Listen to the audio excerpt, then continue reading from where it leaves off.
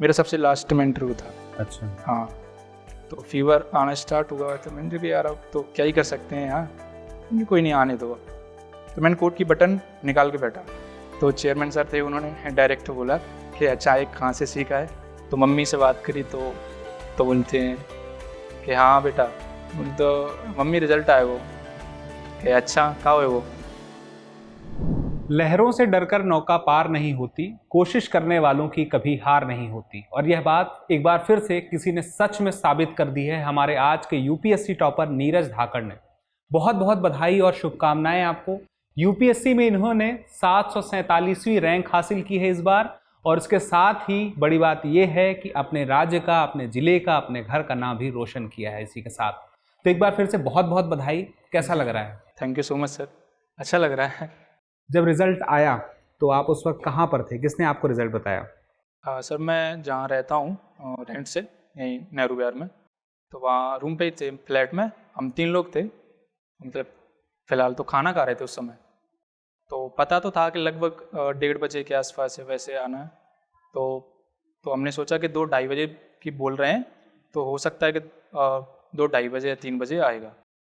तो हमने सोचा पहले खाना खा लेते हैं। तो हम खाना खाने लगे, मैंने मोबाइल साइड में रख दिया। अब मैं बीच में ऐसे टच करके देखा तो टेलीग्राम पे वो पीडीएफ सर्कुलेट हो चुकी थी, पीडीएफ दिख गई कि आ गया। अब मैंने दोनों को बोला कि आ गया विकास भाई रिजल्ट।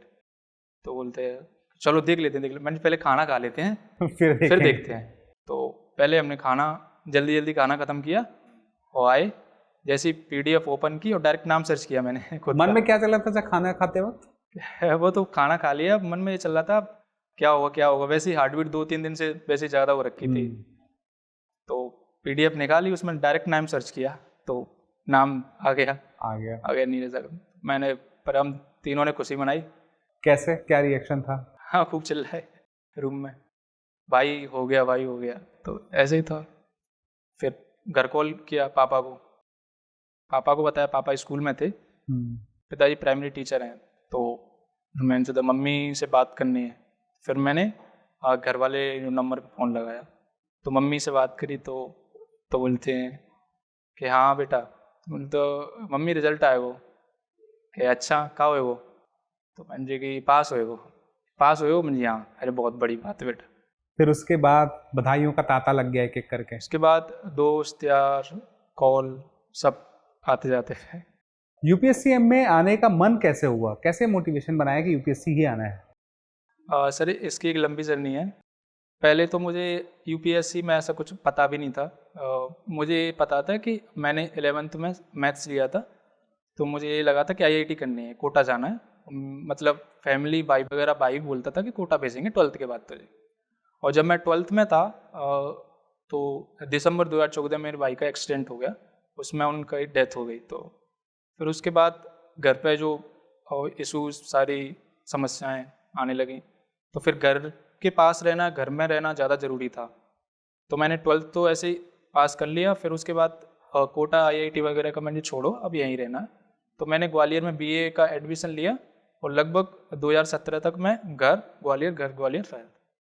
तो 2017 के बाद एक भैया यहाँ रहते थे, अजय भैया, मतलब मेरे कज़न थे, वो भी दृष्टि में पढ़े थे, तो वो यहाँ थे। तो उन्होंने बोला कि यहाँ आ जा और यूपीएससी की तैयारी कर ले। तो मैं फिर 2017 में उनके कहने पर आ गया यहाँ। तो 2017 मैंने दृष्टि ज्वाइन की, फाउंडेशन 15 क्लासरूम इसका। तो वहाँ से ऐसे तैयारी स्टार्ट की, फिर मैंने ऐसे चलता रहा। तो ये क्लासरूम कैसे आपके लिए हेल्पफुल रही? सर क्लासरूम तो मुझे ज़्यादा कुछ आइडिया था नहीं यूपीएससी का, तो क्लासरूम से सारी चीज़ें, सारे नोट्स, प्रॉपर क्या पढ़ना है क्या नहीं, वो सारे प्रॉपर नोट्स बने हैं मेरे। तो वो उन्हीं की सब मदद हुई है कि अभी तक यहाँ तक पहुँचा हूँ। एक बात कही जाती है कि मतलब यूपीएससी की तैयारी में पिछली तैयारी, मतलब स्कूल की तैयारी बहुत अच्छी होनी चाहिए, वो बैकग्राउंड आपका वो बेसिक तैयार होना चाहिए। तो यहाँ पे जब आप क्लासरूम करने आए तो उस बेसिक की तैयारी को लेकर के क्या दबाव था, वो कैसे दूर हुआ? देखो सर मैं बताता हूँ, मैं ऐसे गाँव में ही पढ़ा हूँ।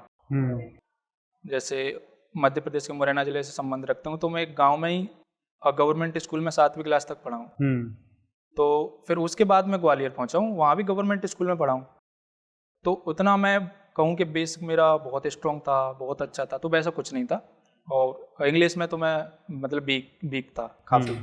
अभी भी मुझे डर था इंग्लिश में कि मेंस में, तो मैं दोस्तों से पूछता रहता। मैंने 2-3 टेस्ट भी लिखे यहाँ दृष्टि में, जो मेंस क्वालिफाइंग वाले जो होता है, इंग्लिश क्वालिफाइंग वाले। तो ऐसे दोस्तों को चेक करा था, भाई इसमें हो जाएगा ना काम इंग्लिश में। मुझे इतना डर था। तो इतना बेस मेरा क्लियर नहीं था। लेकिन हाँ, जिसका बेस क्लियर नहीं है उनके लिए मतलब क्लासरूम फाउंडेशन कोर्स के इंस्टीट्यूट से तो मददगार हो सकता है। जैसे मेरे लिए एक मददगार हुआ था। और जैसे मुझे सारे सब्जेक्ट सिलेबस के बारे में पता चला, नोट्स बने प्रॉपर, और वही नोट्स मैं अभी तक पढ़ते आ रहा हूँ। अच्छा, वही जो बनाए थे? हाँ, वही जो अभी तक है मेरे पास। मेरे एक दोस्त ने भी मुझे बोला है कि मेरे लिए रख लेना वो नोट्स, मैंने जरूर रखूंगा। अरे ये जो सवाल रहता है नोट्स बनाने अच्छे हैं कि नहीं, ये शुरू में इसका जवाब आपने दे दिया अपनी बातों से। हाँ, कि अच्छे रहते हैं। हाँ, जरूर नोट्स जरूर बनाना चाहिए, वो भी खुद के। तो ये जो आपने क्लासेस जब शुरू की उसके बाद तैयारी का सिलसिला शुरू हुआ, तो वो कौन सा साल था और कैसे कैसे वो तैयारी आगे बढ़ती रही? सर 2017 में आया था। मेरी बीए कंप्लीट नहीं हुई थी, मैं थर्ड ईयर में था, सेकंड कंप्लीट करके आ गया था। तो 2018 में तो मेरी ग्रेजुएशन कंप्लीट हुई, तो मैं एलिजिबल नहीं था तब तक। तो फिर मैंने पहला अटेम्प्ट 2019 में दिया।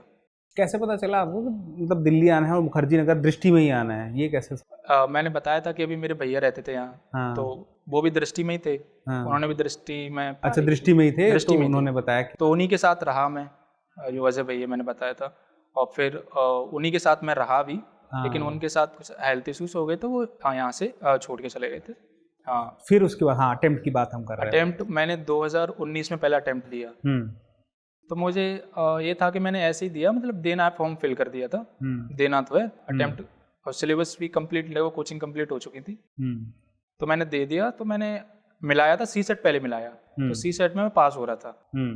और मैं जीएस में मतलब टोटल करके 40 सही थे, 40-39। मैंने 80 लगाया, मतलब बहुत डाउन में था। तो मैंने चलो जीएस तो नहीं होना। तो मेरे समझ में आ गया कि इसमें नहीं हो रहा। तो फिर मुझे कोई बात नहीं। फिर 2020 में दिया, जो लॉकडाउन में कोरोना का टाइम था। तो तब घर में चला गया था मैं, घर 4 महीने गांव में रहा। फिर घर से आके 15 दिन बाद दूसरा दे दिया अटेम्प्ट। तो उसमें मैंने डायरेक्ट जीएस में देखा। सी सेट में हटाओ, सी सेट में पिछली बार हो गया था, पहले जीएस ही देख लेते हैं। जीएस में मेरे मतलब काफ़ी, मतलब 80 के आसपास ऐसे जो नंबर बनने थे, कम ही नंबर थे। और दूसरी बात यह है कि मैंने जो पहला अटेम्प्ट था उसके मार्क्स नहीं देखे, रिजल्ट आया था। क्योंकि पता था कि प्री में नहीं हुआ, क्या देखेंगे मार्क्स करके, ऐसा कुछ पता भी नहीं था ज़्यादा कि कब रिजल्ट आता है, कब मार्कशीट आती है, ऐसा भी नहीं पता था ज़्यादा इतना। कोई बात नहीं, अब दूसरे में भी फेल हो गए। फिर 2021 में तीसरा अटेम्प्ट दिया। तो तीसरे अटेम्प्ट में जाके पता चला कि सी सेट भी फेल है और जीएस भी फेल है। जब तीसरे अटेम्प्ट की मार्कशीट आई तो मुझे लगा सी सेट भी पढ़ना चाहिए और पढ़ना पड़ेगा, क्योंकि सी सेट में भी फेल हो रहे हैं जबकि वो क्वालिफाइंग है। जब भी क्वालिफाइंग है, तो फिर लगा कि यार सी सेट भी पढ़ना चाहिए। फिर फोर्थ अटेम्प्ट में खूब मेहनत की, सी सेट की भी की और जीएस की भी की, टेस्ट वेस्ट भी लगाए।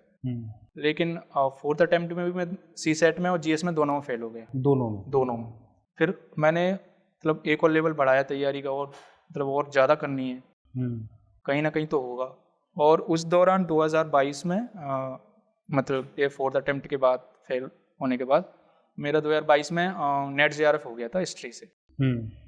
तो फिर एक लगा कि हाँ ऑप्शन सा एक ओपन हो गया कि पीएचडी में एडमिशन ले लेंगे, थोड़ा चलता रहेगा जेआरएफ। तो फिर 2023 का जो अटेम्प्ट दिया वो खूब मेहनत की, मॉक लगाए, टेस्ट लगाए, सॉल्यूशन पढ़े, क्लास की, सब कुछ किया जो करना था। तो उसमें मैं प्री का पेपर दे के आया था, प्रीलिम्स का, तो लग नहीं रहा था कि होगा। मैं आ रहा था तब देख, लेकिन उसमें मिलाया तो ठीक ठाक नंबर बनने थे, उसमें और हो गया। पहली बार प्री हुआ, पर दोनों में हुआ, सी सेट और जीएस में, मतलब दोनों ही हो गया। वो जो पहले दोनों ही नहीं हो रहे थे वो दोनों हो गया। ये आपके करते करते 4 अटेम्प्ट हो गए। तो पिछले अटेम्प्ट में आप क्या देखते हैं? तैयारी में कमी थी, रणनीति में कमी थी, कहाँ पर कमी लग रही थी? मुझे लगता है रणनीति में भी थोड़ी कमी थी और तैयारी में भी कमी थी। और रणनीति में ये कमी थी कि मैं टेस्ट नहीं लगाता था पहले, इससे पहले ज़्यादा, और टेस्ट लगाता भी था तो सॉल्यूशन नहीं पढ़ता था। तो एक बड़ी कमी थी। और सी सेट को मैं बहुत ज़्यादा सीरियस नहीं लिया स्टार्टिंग से, तो वो एक कमी थी। तो फिर रणनीति चेंज की भाई, सी सेट को भी प्रॉपर सी सेट के नोट्स बनाए, 5th अटेम्प्ट में जाके सब समराइज करके सारे जो भी टॉपिक थे सी सेट के वो कवर किए, और बाहर जाके मॉक दिए, जो ओपन मॉक होते हैं सबके, अलग अलग संस्थाओं के सबके मॉक दिए, तो उसमें प्रैक्टिस हो गई, तो सब ठीक ठाक हो गया। प्रीलिम्स के बाद मेंस की अगर बात करें तो मेंस की तैयारी आपको कैसे इतनी बेहतर हुई कि पहली बार में ही आपने निकाल लिया? सर ये था कि मैं हर बार पीटी फेल करता, तो पहला मेरा ये काम करता, पीटी फेल होने के बाद मैं अपना ऑप्शनल पढ़ता, पूरा इतिहास का जो ऑप्शनल है सब कुछ पढ़ लेता एक बार। तो ऐसे मैंने 4 बार ऑप्शनल पढ़ा हर बार, तो वो स्ट्रॉन्ग सा हो गया थोड़ा ऑप्शनल। और फिर ये था कि मेंस में जैसे दृष्टि मेंटरशिप प्रोग्राम था, मेंस वाला दृष्टि मेंटरशिप प्रोग्राम, उसमें स्टार्टिंग में हम ऐसे वो थे 4-5 दोस्त ऐसे जुनूनी, रोज लिख रहे थे स्टार्टिंग में, कम से कम 15 जो डेली टेस्ट होते हैं सब लिख रहे थे। वहाँ पे एग्जैक्टली क्या होता है? एग्जैक्टली मेंटरशिप प्रोग्राम में होता है, आपको पहले तो 10 क्वेश्चन लिखवाते हैं टेस्ट में, डेली? फिर डेली, फिर 15 करवाते हैं, फिर 20 करवाते हैं, ऐसे ऐसे आदत डलवाते हैं भाई। 10 में 1 छूट रहा है, 9 बन रहे हैं, फिर धीरे धीरे करके 10 बनने लगते हैं, फिर 15 देते हैं, फिर और थोड़ा बढ़ाते हैं। वो ऐसे ऐसे करके स्ट्रेटजी होती है इनकी कि पहले बच्चा 20 में डर जाएगा, अगर 15 अटेम्प्ट किए तो 5 छूट रहे हैं तो फिर वो डर जाएगा, इसलिए वो पहले 10 देते हैं, फिर 15 देते हैं, फिर फुल लेंथ करवाते हैं। पूरा लगातार प्रैक्टिस करा रहे हैं डेली? इतना प्रैक्टिस लगे, ऐसे मैं सच बताऊं मेरी उंगली में ये नीचे निशान बन जाता था, वो लाल लाल। आप करते थे, सब करते थे वहाँ पे? सब करते थे, ऑलमोस्ट सब करते थे। अच्छा। हाँ, जो मेरे दोस्त थे हमारे ग्रुप में, जैसे मैं, करमवीर नरवाड़िया, अजीत सिंह खद्दा, और भी लोग थे, मतलब ये थे विनोद कुमार मीणा जो 135 पे, सब एक लाइन से बैठते थे हम 6-7, और प्रैक्टिस खूब प्रैक्टिस करते थे, और बहुत दबा की प्रैक्टिस करें। ऐसे मैं हिस्ट्री ऑप्शनल का पेपर लिख के आता, उसी दिन दृष्टि में भी कुछ जीएस का होता था, तो वो दे के आ रहा, मैं 1 मिनट का मुझे टाइम नहीं है, मैं दूसरा फिर दे रहा, तो मतलब दो टेस्ट रोज, मतलब रोज तो नहीं कहूँगा मैं, लेकिन ऐसे क्लैश होते थे। मैं ऐसे हिस्ट्री ऑप्शनल का टेस्ट बाहर देने जाता था, तो मैं आता था, तो फिर वो दृष्टि में भी टेस्ट है भाई, लिखना है जीएस, तो कैसे करके लिखना है, वहाँ भी तो लिखेंगे, तो वो फिर 3 घंटे, वो 6 घंटे लगातार लिखे मैंने, 6 घंटे लगातार लिखे, और फिर लास्ट में दृष्टि में भी लिखवाए, जो बिल्कुल ओपन थे, सबके लिए थे। तो यहाँ प्रॉपर सेंटर दिया दृष्टि, मतलब मेंटरशिप प्रोग्राम के बाहर से भी लोग आते थे खूब यहाँ टेस्ट देने, तो यहाँ भी खूब उन्होंने प्रैक्टिस करवाई। मतलब आप जिस तरह से बता रहे हैं, ऐसा लग रहा है कि मेंस क्लियर करने के लिए पढ़ाई के साथ साथ प्रैक्टिस बहुत चाहिए, बहुत ज़रूरी है। अब ऐसी प्रैक्टिस हो गई थी कि 20 में ऐसे क्वेश्चन पेज भी नहीं छूटता था, हमारा जगह नहीं छूटती थी, हम खूब दबा के लिखते थे, बहुत मतलब प्रैक्टिस खूब की। इतना पढ़ रहे हैं लगातार, पहले एक तो फेलियर वाली बात, फिर उसके बाद इतना पढ़ना है, तो तनाव नहीं होता था? तनाव तो मतलब हर फेज में होता है, लेकिन ये था कि तनाव से होगा कुछ नहीं, खुद को तनाव देना मतलब फालतू है, इससे अच्छा मेहनत कर लो। तो फिर जैसे तनाव होता है और मेहनत बढ़ा देते। अच्छा, तनाव हो रहा है तो और मेहनत बढ़ा देते भाई। तो मोटिवेशन कैसे मिल रहा था इतना? मोटिवेशन तो ये था कि कोई अदर ऑप्शन नहीं थे भाई, करना तो यही है। अब इतना टाइम हो गया 2017 से 2023 दिल्ली में, और भाई अभी तक फ्री नहीं निकला, जो निकाल रहे हैं वो भी हम में से ही है। तो ऐसा क्या है, तो मतलब ये लगता था कि यार हम भी निकालेंगे, ऐसा तो है नहीं, कमी कहाँ है। तो फिर वो कमी दूर की, जैसे सी सेट की, जीएस की भी टेस्ट लगाई, खूब सॉल्यूशन पढ़े, बाहर जाके मॉक दिए, तो वो एक था कि हाँ कर सकते हैं, तो किया। मतलब बातें भी आपने जैसे बताया कि सुनने को मिलती, सच में वो एक दबाव रहता है बाहर की बातों का, सुनने को मिलती है उस तरह से? बाहर की बातों का दबाव तो खैर मैं ज़्यादा नहीं कहूँगा, लेकिन ये फ्रेंड सर्कल में कभी कभी होता है कि यार 5वां अटेम्प्ट है, पहले मतलब 4 अटेम्प्ट में प्री भी नहीं हुआ, तो कर क्या रहे हैं, हो क्या रहा है। वैसे फैमिली में से तो कोई कभी किसी ने बोला नहीं कि, पर ये बोलते थे यार काफ़ी टाइम हो गया, अब पेपर कब है, रिजल्ट कब आ रहा है, ये सवाल आते थे कि अब कब पेपर कब है, रिजल्ट कब आ रहा है। तो यही था, मतलब ज़्यादा दबाव कभी घर वालों ने दिया नहीं है ना। हाँ, उन्होंने प्रेशर कभी नहीं दिया कि बेटा ये कर ले वो कर ले, उन्होंने बोले तो जितना हम हैं मतलब तो करता रहे, पढ़ता रहे। फिर उन्हें नेट जेआरएफ निकल गया तो थोड़ी खुशी भी हुई, अच्छा असिस्टेंट प्रोफेसर की लाइन में ऐसा घुस सकता है, तो खुशी हुई उस समय। प्लान बी भी दिख रहा था, हाँ, जो जरूरत पड़ने पर ए भी बन सकता था। हाँ, और मैंने मतलब पीएचडी के लिए 3-4 यूनिवर्सिटी में अप्लाई भी अप्लाई कर दिया था। और अभी 1 फरवरी के बाद इंटरव्यू के बाद जैसे इसमें जामिया इस्लामिया में मेरा वो भी आ गया नाम। अच्छा। पीएचडी के लिए बस उन्होंने रिसर्च प्रपोजल वगैरह सबमिट करने थे। अब मैं मंजूर करना ही नहीं है मुझे देखी जाएगी, पहले अब इंटरव्यू दिया है, इसका रिजल्ट देखने के बाद देखेंगे, कहीं और देख लेंगे। फिर मैंने वो प्रपोजल वगैरह सबमिट किए ही नहीं। एक भरोसा भी था खुद पे? हाँ भरोसा तो था, लेकिन ये था कि यार भरोसा तो मतलब जैसे उम्मीदें होती हैं। अब मेंस लिखा, उम्मीद है कि भाई उन्हीं में से अंदर आएंगे, कुछ बाहर होंगे, तो हो सकता है अपन भी अंदर हों। लेकिन मेरा क्या था, ऑप्शनल हिस्ट्री ऑप्शनल का मैपिंग थोड़ा गड़बड़ाया था, तो मुझे डाउट सा था कि यार मैपिंग में ऑप्शनल में 10 नंबर कम हो सकते हैं मैपिंग की वजह से, तो बहुत होते हैं नंबर। तो एक डाउट ये भी था मुझे, लेकिन मेंस में नाम आया, फिर इंटरव्यू दिया। इंटरव्यू कैसा रहा सर? इंटरव्यू तो मतलब काफ़ी मतलब मैंने अच्छा था, लेकिन इंटरव्यू और हाँ सर एक बात और है, मेरा मेंस के टाइम पे भी तबीयत खराब हुई।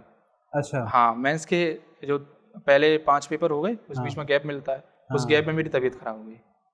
अब मैं पता है कैसे लिख रहा वहाँ, जैसे हिंदी इंग्लिश। क्या मतलब एग्जैक्टली क्या हुआ था? टाइफाइड हो गया था मुझे। अच्छा। हाँ, तो वही फीवर सा बना रहता था, मुझे सर्दी लगती थी, मैं लाइब्रेरी में जाता था। तो फिर जो मेंटरशिप वालों ने रूम दिया था, और जो मेरे बाकी जो फ्रेंड सर्कल थे वो उनका जयपुर सेंटर था मेंस का, तो मैं अकेला था वहाँ।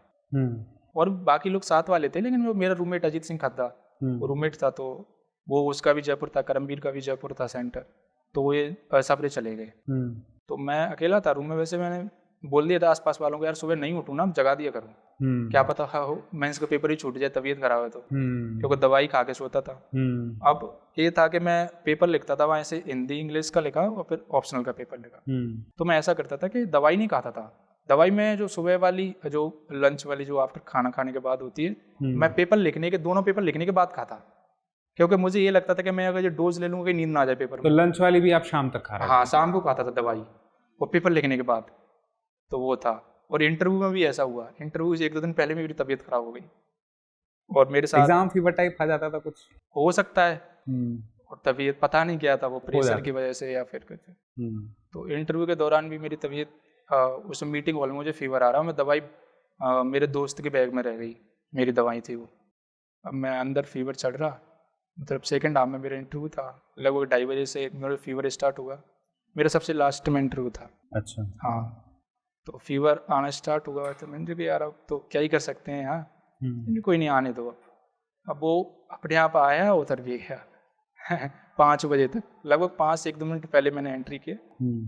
तो वहाँ एक अच्छा वाकया हुआ जो मुझे अच्छा लगा, मतलब वहाँ का माहौल उन्होंने बहुत सहज कर दिया मुझे, मतलब फील ही नहीं होने दिया कहीं आप कहीं इंटरव्यू देने आए हो या कहीं वैसी जगह आए हो। और इंट्रोगेशन वाला कोई मामला ही नहीं था कि भाई तुमसे कैसे क्वेश्चन कर रहे हैं। वैसे उन्होंने आते ही मैं जैसे गया तो कोर्ट की बटन थी वो एक लगा के गया, और फिर मैंने गुड आफ्टरनून वगैरह, गुड आफ्टरनून बोला, बैठा, तो मैंने कोर्ट की बटन निकाल के बैठा, तो चेयरमैन सर थे, उन्होंने डायरेक्ट बोला कि अच्छा एक कहाँ से सीखा है? सर ये सीखा तो है। अच्छा कहाँ सीखा?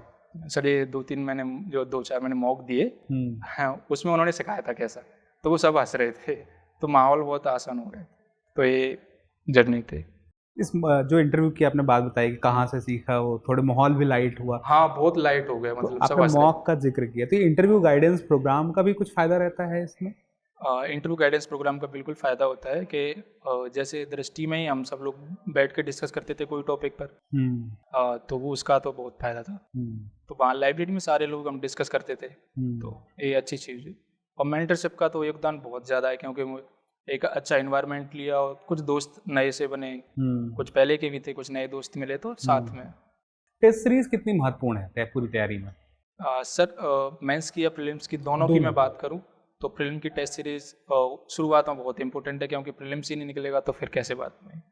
तो सबसे अच्छे कि प्रीलिम्स की टेस्ट सीरीज ज़रूरी होती है, और प्रीलिम टेस्ट सीरीज आप लगाओ, प्रॉपर लगाओ अच्छे तरीके से, उसके सॉल्यूशन जरूर पढ़ो। उसके सॉल्यूशन ऐसे पढ़ो कि सॉल्यूशन का आप अलग से नोट्स बनाओ प्रॉपर, जो चीज़ आपको नहीं आती उसको नोट कर लो, अब भले ही फिर आप उसको साइड कर दो, आप अपना नोट्स छानते रहो बाद में, जो देखते रहो थोड़ा, तो वो सबसे इम्पोर्टेंट है। और फिर मेंस के लिए तो है ही, वो इतना लिखवाते हैं, तो मैं बताया था आपको, उंगली में ऐसे निशान रेड सा होने लगा, तो इतना लिखा। आपकी तैयारी में विकास सर का डायरेक्ट इनडायरेक्ट कैसा योगदान रहा, कितना रहा? जब मैं 2017 में आया था उस दिन सर का ही सेमिनार था उस दिन, मतलब क्लासरूम में, लेकिन मैं दूसरे क्लासरूम में बैठा था, उसमें मैं मिल नहीं पाया। तो पहले तो उस दिन सेमिनार था, उसके बाद सर का मतलब लास्ट में होता है एथिक्स, तो लगभग क्लास कंप्लीट हो गई, उसके बाद मैंने एथिक्स किया और फिर ऐसे जो पहली बार जो प्रीलिम्स मेंटरशिप प्रोग्राम था वो हुआ था, तो मैं मुझे पता था कि विकास सर आने वाले हैं, तो मैं फ्लैट पे बोला भाई विकास सर आने वाले हैं, अब तो जाना है क्लास, मतलब पहली बार सामने से देखूंगा, क्लास जाना है। तो वैसे आया था मैं और बहुत सारी चीज़ें सीखने को मिली, यूट्यूब से कुछ चीज़ें सीखने को मिली।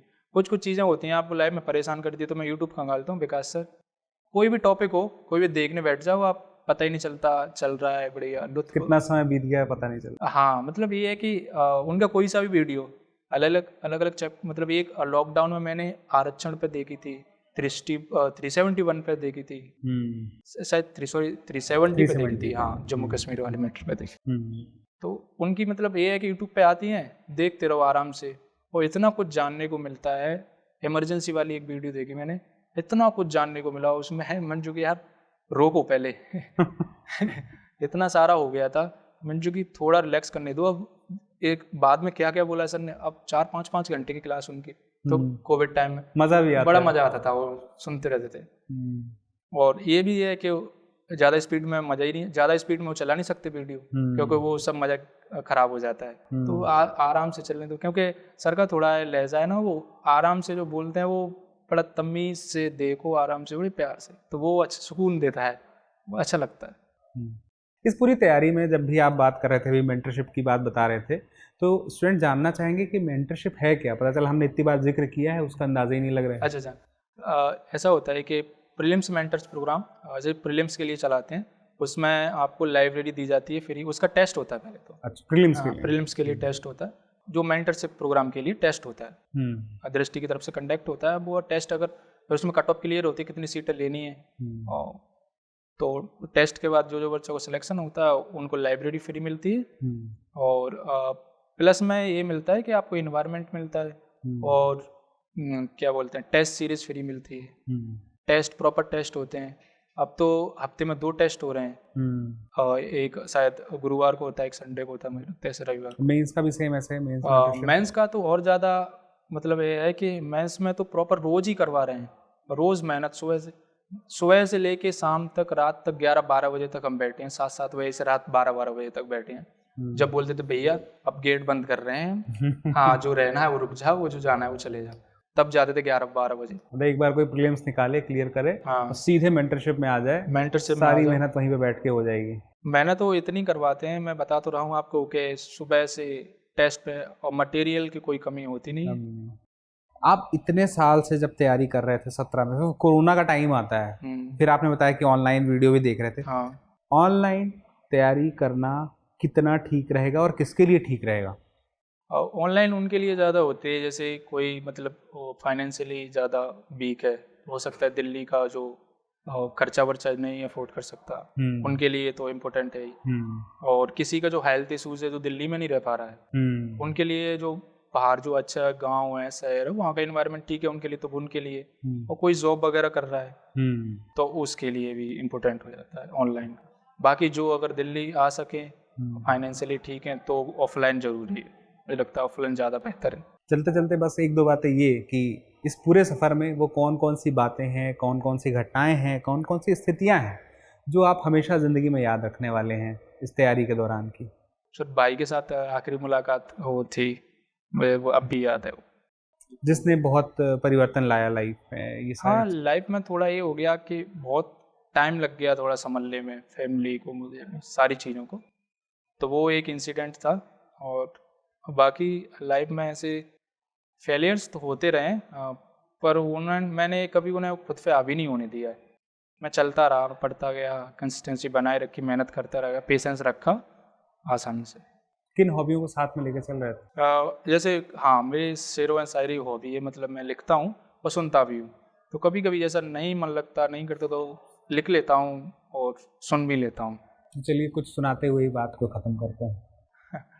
सर ऐसे जॉन एलिया मुझे काफ़ी पसंद है वो। तो वो कहते हैं कि तुम जब आओगी तो मुझे खोया हुआ पाओगी, जो तुम जब आओगी तो मुझे खोया हुआ पाओगी, मेरी तन्हाई में ख्वाबों के सिवा कुछ भी नहीं, मेरे कमरे को सजाने की तमन्ना है तुम्हें, मेरे कमरे में किताबों के सिवा कुछ भी नहीं। Thank you sir. बहुत अच्छा लगा आपसे मिलकर, बहुत बहुत बधाई और टीम दृष्टि की तरफ से खूब सारी शुभकामनाएं। Thank you sir.